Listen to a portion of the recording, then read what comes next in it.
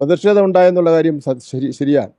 പക്ഷേ സാധാരണഗതിയിൽ അവർ ചെയ്യേണ്ടിയിരുന്നത് എന്തായിരുന്നു? ഒരു ശക്തമായ പ്രതിഷേധിച്ച് നിൽക്കുമ്പോൾ ആ പ്രതിഷേധത്തെ ഒട്ടും വകവയ്ക്കാതെയും മാനിക്കാതെയും 2 വാഹനങ്ങൾ ഈ പ്രതിഷേധക്കാർ ഇരിക്കുന്ന റോഡിലാണ് കുത്തിയിരിക്കുന്നത്. ആ പ്രതിഷേധക്കാരുടെ നേരെ കൊണ്ടുവരുമ്പോൾ ഉണ്ടാകുന്ന പ്രശ്നങ്ങളുണ്ടായിട്ടുണ്ട് 2 വാഹനങ്ങൾ. അതേസമയത്ത് അവിടെ കൂടി അതായത് ഇവർ പുറത്തിറങ്ങുന്നു എന്ന് മനസ്സിലാക്കിക്കൊണ്ട് തന്നെ ഞാനും കടകംപള്ളി സുരേന്ദ്രൻ്റെ നേതൃത്വത്തിൽ അവിടെ ഉണ്ടായിരുന്ന ആൾക്കാരെ മുഴുവൻ പ്രകടനമായി ഞങ്ങൾ മെയിൻ റോഡിലെത്തി കൊണ്ടുപോയി.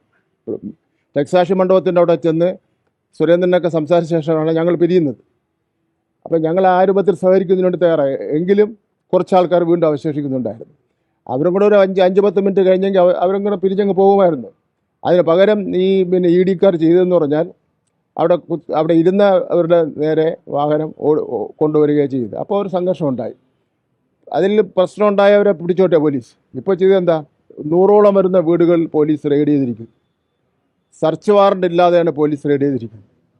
എന്ന് മാത്രമല്ല, ചില വീടുകളിൽ നിന്ന് ബൈക്ക്, സ്കൂട്ടർ, അതുപോലെ ഇരുചക്ര വാഹനങ്ങളൊക്കെ തന്നെ എടുത്തുകൊണ്ട് പോകുന്ന സ്ഥിതിവിശേഷമുണ്ടായി. അത് ജനാധിപത്യ വിരുദ്ധമായിട്ടുള്ള നടപടിയാണ്.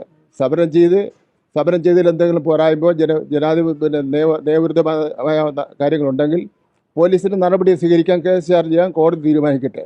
പക്ഷേ ഈ സമരത്തിൽ പങ്കെടുത്ത ആൾക്കാരുടെ വീടുകളിലും അവരുടെ രക്ഷകർത്താക്കളെയും അസുഖമായി കിടക്കുന്നവരെയും പ്രായം ചെന്നവരെയും ക്യാൻസർ രോഗികളായി കിടക്കുന്ന അച്ഛനമ്മമാരെയൊക്കെ തന്നെ ഭീഷണിപ്പെടുത്തുന്ന നയം സ്വീകരിച്ചാൽ അത് ശക്തമായി തന്നെ അതിനെ ചെറുക്കുന്നതിന് വേണ്ടി ഞങ്ങൾ തയ്യാറാവും.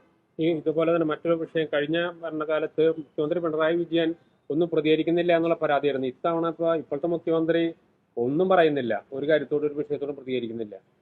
അല്ല, അവർ കഴിഞ്ഞ പ്രാവശ്യം പറഞ്ഞ കാര്യങ്ങൾ ഒന്നും അതിന് മറുപടി പറയുന്നില്ലല്ലോ. കഴിഞ്ഞ LDF ഗവൺമെൻറ് കാലഘട്ടത്തിൽ അവർ ഉന്നയിക്കപ്പെട്ട ആരോപണങ്ങൾ, അതിന് പരിഹാരം കാണണമല്ലോ. ഇപ്പോൾ അതിനൊന്നും പരിഹാരം കാണുന്നില്ലല്ലോ. കാത്തിരുന്ന് കാണും. നേരിന്റെ വാർത്തകൾ നിങ്ങളുടെ വിരൽത്തുമ്പിൽ എത്താനായി സാഗ് ന്യൂസ് ചാനൽ സബ്സ്ക്രൈബ് ചെയ്തും ഷെയർ ചെയ്തും ഒരു ശരിയായ മാധ്യമ നിലപാടിനൊപ്പം നിൽക്കാൻ ഞങ്ങൾ നിങ്ങളെ ക്ഷണിക്കുന്നു.